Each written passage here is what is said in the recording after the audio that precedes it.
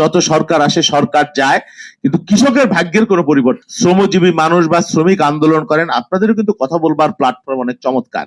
আপনারা ইচ্ছা করলে ধর্মঘট করতে পারেন, আপনারা ইচ্ছা করলে স্ট্রাইক করতে পারেন, আপনাদের ট্রেড ইউনিয়ন আছে, আপনাদের অধিকার আছে, কথা বলবার জায়গা আছে। কিন্তু মূলত কৃষকদেরকে নিয়ে গ্রাম পর্যায়ে প্রত্যন্ত অঞ্চলে কথা বলবার মতো মানুষ কিন্তু খুব কম আছে, কারণ তারা হরতাল করতে পারে না, তারা ধর্মঘট করতে পারে না।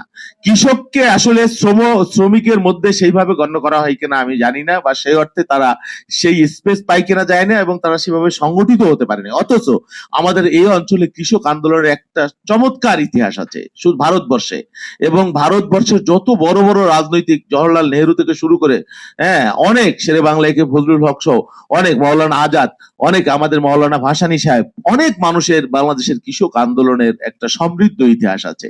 এবং ব্রিটিশ আমল থেকে শুরু করে সেই প্রেক্ষাপট চিন্তা করে আমি কৃষক রাজনীতিতে নিজেকে সম্পৃক্ত করেছিলাম। যদিও আমি এখানে খুব ভালো যে করতে পেরেছি, বা কৃষকদেরকে সংগঠিত করতে পেরেছি, বা তাদের অধিকার প্রতিষ্ঠার জন্য খুব বেশি কথা বলতে পেরেছি, তা কিন্তু না। কিন্তু এখানে একটা হিউজ সম্ভাবনা আছে, কারণ কৃষকরা উপেক্ষিত। আমরা বলি যে কৃষক বাঁচলে দেশ বাঁচবে, কিন্তু বাস্তবতা হলো কৃষক বাঁচে না। এবং যত সরকার আসে সরকার যায়, কিন্তু কৃষকের ভাগ্যের কোনো পরিবর্তন